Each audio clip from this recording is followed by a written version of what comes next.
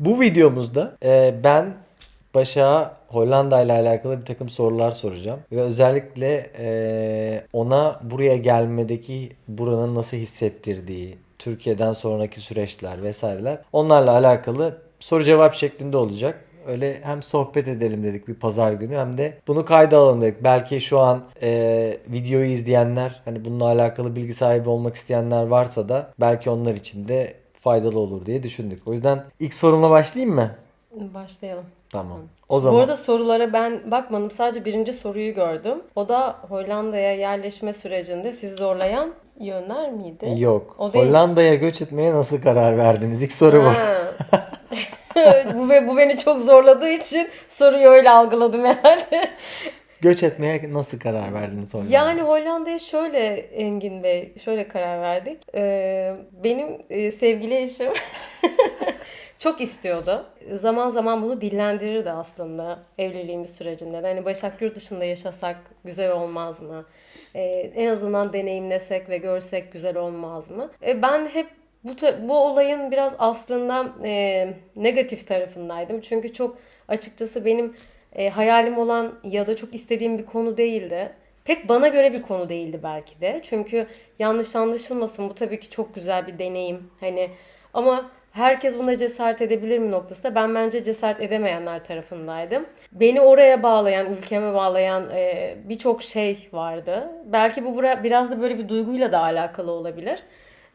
Bunların en başına tabii ki ailem geliyordu.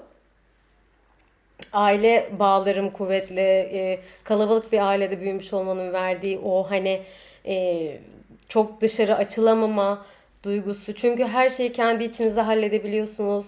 Yani ben çocukluğumda kuzenleriyle büyümüş, çok arkadaşa ihtiyaç duymamış bir insanken hani bir anda böyle bambaşka bir ülkeye yerleşmek ve orada bambaşka bir ortam kurma, tekrar sıfırdan başlama duygusu bana biraz garip geldi. Bunun yanı sıra arkadaşlarım yani çok fazla arkadaş çevrem olduğunu düşünüyorum ve hani bir kısmı zaten ailem gibi gördüğüm insanlar, çok yakın arkadaşlarım. O nedenle ondan da uzak olma duygusu da beni çok korkuttu en başta. Yani nasıl yani? Ben burada hani her gün görmeseniz bile yakın olma hissi çok farklı. Onlardan uzak olma duygusu bana çok garip geliyordu. Öncesinde yurt dışı seyahatlerini planlayan, hadi şuraya da gidelim, bunu da yapalım diyen tarafken ve onlarla bunu deneyimlerken çok keyif alırken, şimdi uçak bile gördüğümde rahatsız olmaya başladım. Bir duygu haline geldi bende. Ama sonra akabinde Engin arka planda bazı iş başvuruları vesaire yapmış. E, ve Hollanda'dan bir iş teklifi almıştı günün sonunda. Tabii ki bu çok güzel bir şey, gurur verici bir şey. Eşimin böyle bir şeyi hak etmesi ve böyle bir teklif alması benim için gurur verici. Ama ve lakin bunun biraz bu süreçten benim haberim olmadığı için bu ilk etapta ben de ilk etapta söylediğinde yazlıktaydım. Efe ile tatildeydik. Engin yanımıza geldi birkaç günlüğüne tatile ve sabah uyandığımda direkt söyledi ve bende bir şok etkisi yarattı. O günü hiç unutamıyorum. Hayatımın enteresan, yani en enteresan günlerinden biriydi.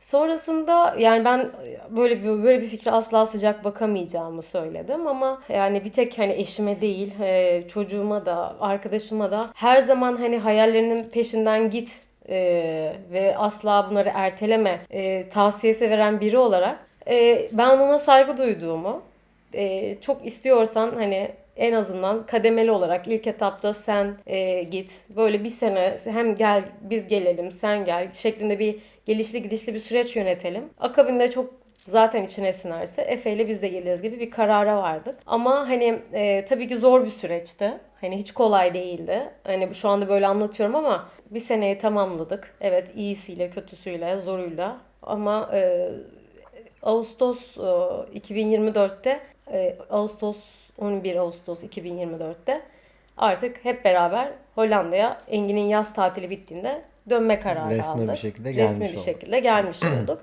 Bizim sürecimiz bu şekildeydi.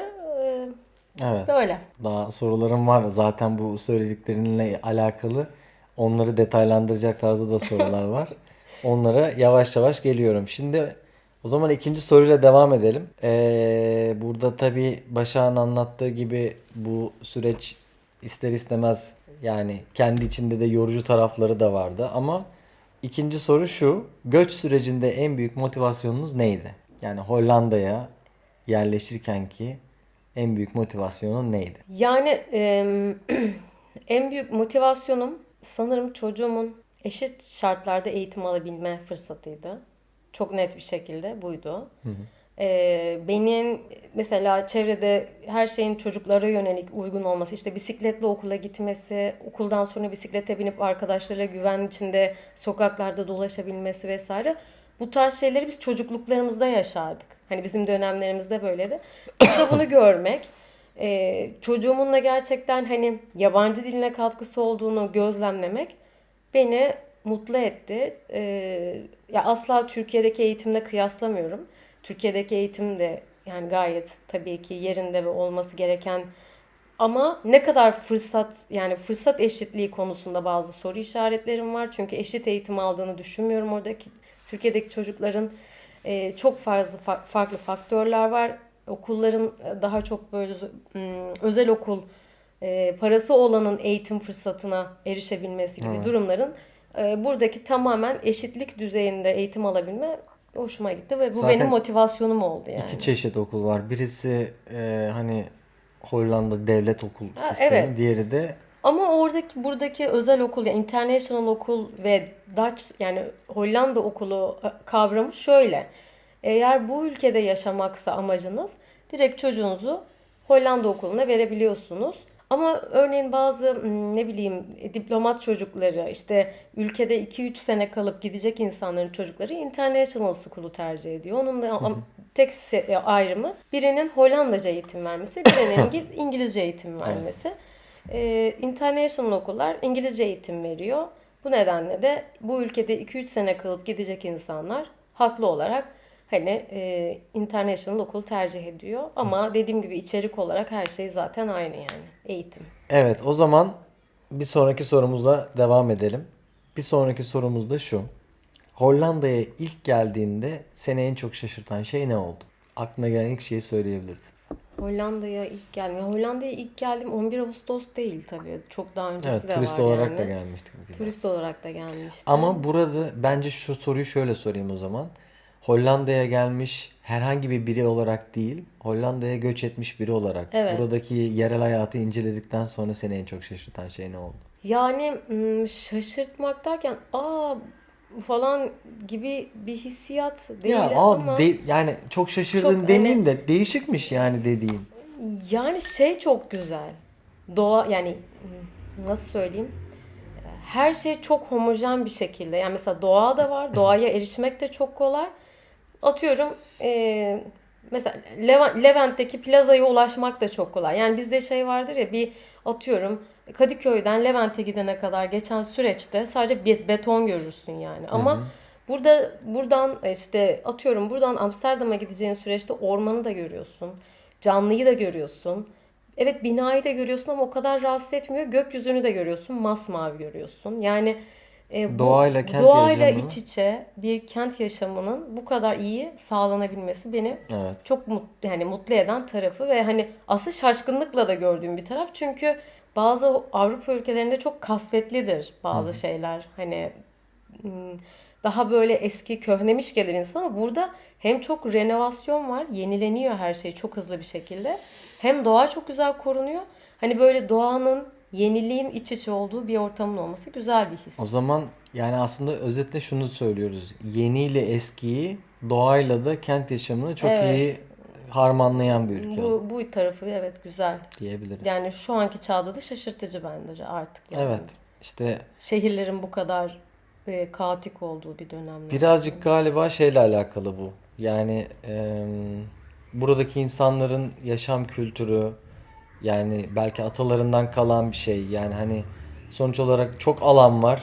Bizdeki zihniyette çok fazla ev yapılabilecek alan var. Yani hani çok rahat doldurabilirler ama dengelemeye çalışıyorlar. Ama aslında yani şöyle, bence çok alanda yok. Her yerde su olan, kanal olan.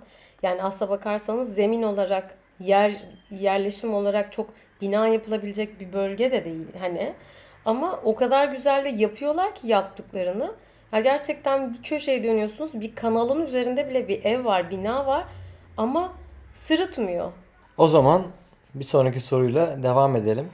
Ee, Oğlumuzun yeni bir ülkeye uyum sağlaması nasıl oldu? Yani en zor kısım, yani en zor derken çocuklar çok çabuk uyum sağlıyor. Bence de çocuklar Yani çok hızlı adapte oluyorlar. Gerçekten de şaşırtıcı derecede.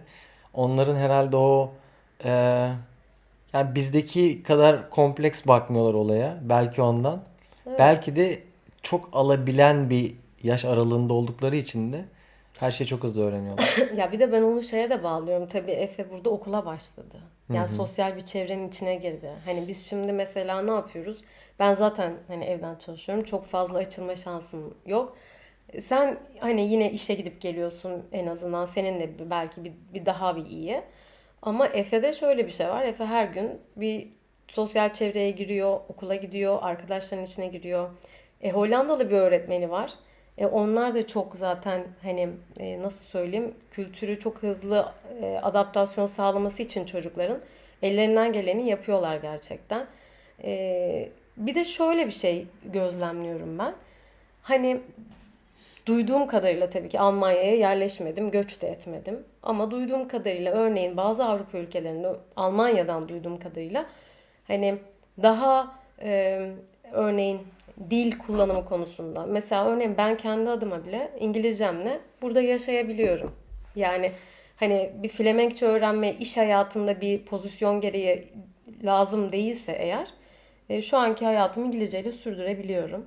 Ama örneğin bazı Avrupa ülkelerinde kesinlikle o ülkenin dilini bilmiyorsanız bir dışlanma, atıyorum işte ne bileyim konum, sosyal hayatta konum bulamama gibi durumlar da olabiliyor. Evet, öyle ülkeler Burada var. öyle bir çok handikapı yok bu olayın. Yani herkes İngilizce konusunda da hoşgörülü açıkçası. Hı hı. Efe de bence daha önceki okulunda da ve hani anaokulunda da aldığı belki o dille birlikte burada bence kendini ifade edebilmeyi sağladı. Hı hı. Yani çat pat tabii ki. Ve üzerine böyle Flemenkçe de eklenmeye başladığında kendini daha da özgüvenli hissetti gibi Evet, geliyor ama kesinlikle. şöyle bir şey var. Efe bence çok çabuk adapte oldu. Yani Evet, sorunun cevabına adapte oldu. adapte olma süreci Hı hı. bence oldu. Oldu. O, Kaldığımız yerden devam ediyoruz sorulara. Bir sonraki soru şu. Belki de en can alıcı sorulardan birisi. Türkiye'den Hollanda'ya taşınırken en zorlayan şey neydi? Derin bir nefes. yani bir sürü şey vardı. En başta da söylemiştim zaten. Ailemden ayrılmak duygusu. Ee, Bu duygu zor bir duygu. Yani benim gibi ailesinden hiç ayrılmamış, üniversiteyi bile İstanbul'da okumuş birisi için bu ilk şeydi herhalde. Hani ilk ayrılıştı. Bir de bir ülke değiştirmek. Yani hep şunu düşünüyordum bu durumun içine girdiğimizden beri. Yani şimdi biz Engin'le ikimiz olsak, sadece ikimiz olsak, bir çocuğumuz olmasaydı ya ben sürekli herhalde 3 ayda bir, 4 ayda bir, 4 ay, 3 ay kalırım diyordum yani falan. Ama şimdi bir çocukla birlikte ülke değiştirme konusunda okul var ve asla okula gitmemezlik gibi bir şey yok. Burada okul mecburi. Böyle konular girdiği için artık senin buradaki sistemde bir şekilde kalman ve bunu sürdürmen gerekiyor. Çocuk faktörü girdiği için Başak artık büyümen gereken bir noktaya geldin. Seni büyütecek başka bir konu daha çıktı dedim.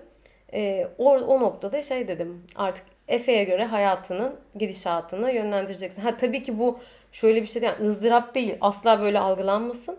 Çünkü bir süre sonra siz zaten, yani ben kendi adıma çocuğumdaki o gelişimi, o şeyi gördükten sonra zaten hani onunla birlikte ben de mutlu ve motive oluyorum. Mutlu ve motive oluyorum. Evet. Ve hani ailem, şunu da gördüm. Hani bu süreçte kaç ay oldu? Ağustos'tan beri ben Türkiye'ye 3 defa gittim. Geldim. Annemler de geldi.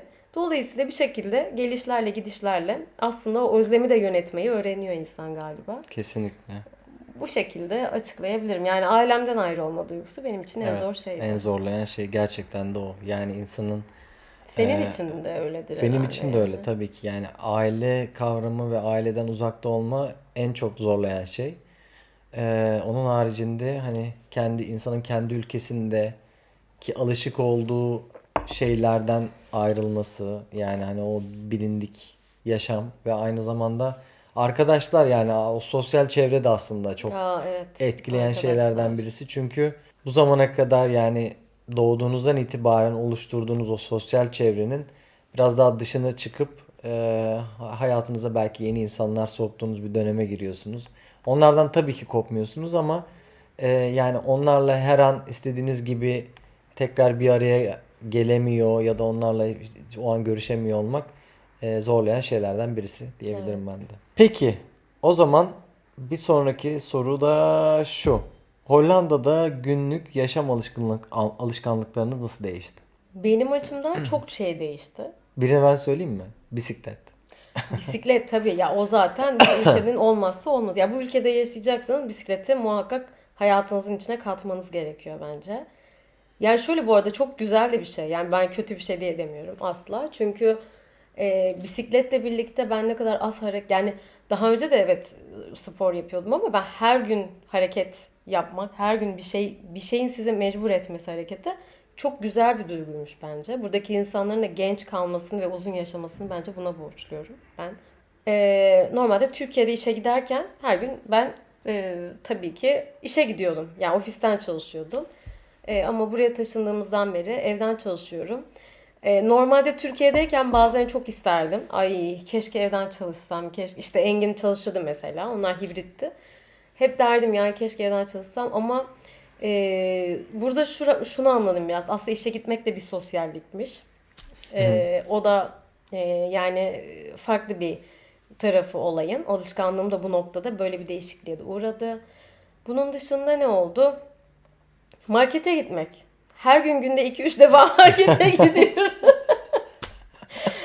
Yani değil Evet, mi? VIP üyesi olduk bazı marketler. Yani çünkü şey var, yani bir markete gitmek bir aktivite gibi burada gerçekten. Hani çünkü Ya en azından bizim insanlar için her bir şeyi de taze alıp tüketmeyi ve küçük porsiyonlar, yani genelde 2-3 kişilik aileler olduğu için bizim gibi daha böyle kışlıktan hazırlayıp vesaire gibi şeylere uğraşmayıp taze taze alıp tüketmeye daha çok bakıyorlar.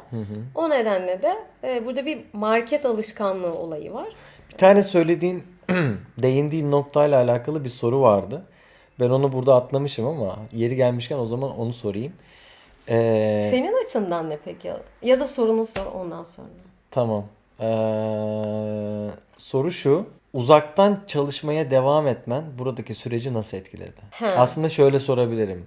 yani Mevcut işine ne devam devam etme. etmen ve o yani uzaktan çalışmak Anladım, anladım. Yani mevcut işinden ayrılmayıp burada çalışmaya devam etmen. süreci nasıl etkiledi? Yani şöyle, çünkü belki yani hiç işimden ayrılıp vesaire buraya gelmek durumu gerçekleşseydi.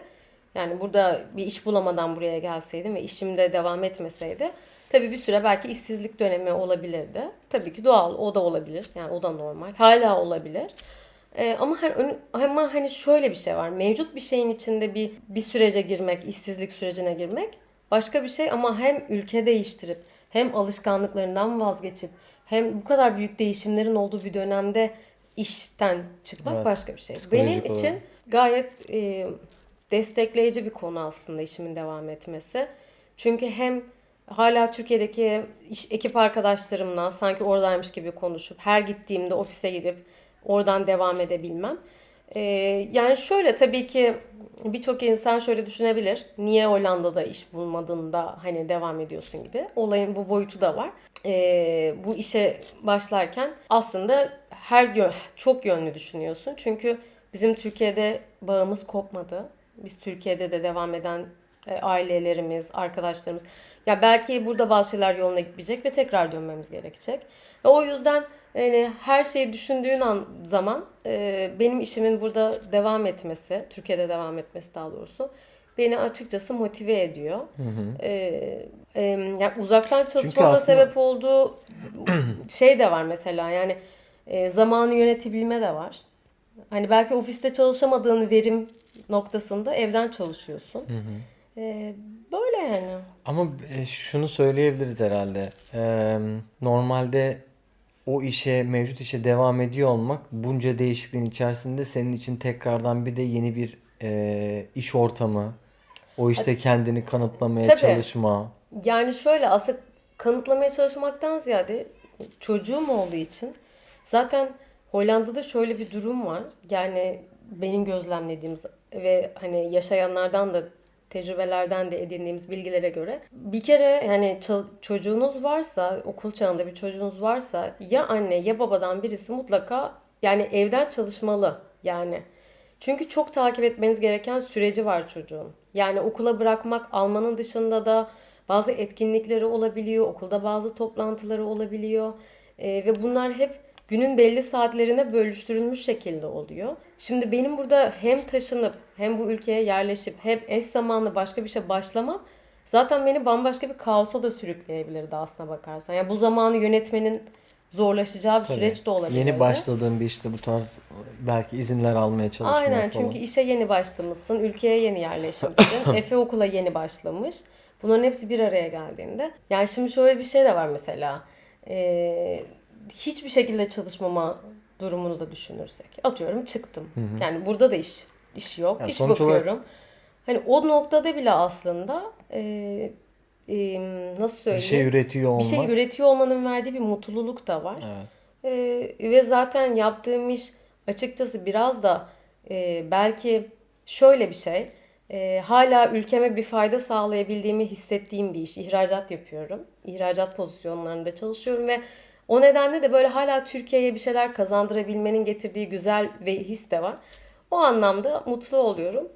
Umarım daha iyi olur ülkemiz, daha iyi şeyler yaparız. İnşallah. Son kaç soru kalmış? 4 Benim soru peki kalmış. sana soralım. Yani asıl mesela sen burada çalışan biri olarak bu soru sana uygun değil ama bir önceki soruda seni alışkanlıkların neler mesela nasıl etkiledi? Günlük yaşamdaki Yani değişen mi? bence İş sende mi? şöyle bir şey de var yani hem günlük hem iş. Evet. Yani iş hayatında mesela senin önceki iş yerinle Türkiye'deki şu an arasında nasıl bir farklılıklar var? Yani şöyle ben buna belki bir önceki videolarda da değinmişimdir ama yani her şeyin bir arada olduğu bir değişim bu.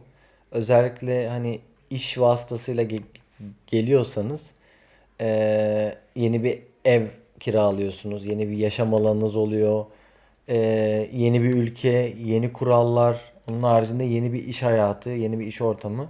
İş hayatı kendi içerisinde iki üçe ayrılıyor. Bunlardan birisi iş arkadaşlarınız, o iş yerinin, o şirketin kuralları, kültürü vesaire. Başlarda tabii zorlayıcı noktaları oluyor, benzer noktaları da oluyor. Ama ya şu bir gerçek ki insan bir zamandan sonra her şeye alışabiliyor. Beni de çok rahatsız eden bir kısım olmadığı için şu an hala mevcut iş yerinde devam ediyorum. Yok yani şunu söylemeye çalıştım. Farklar neler? Türkiye'dekine göre mi?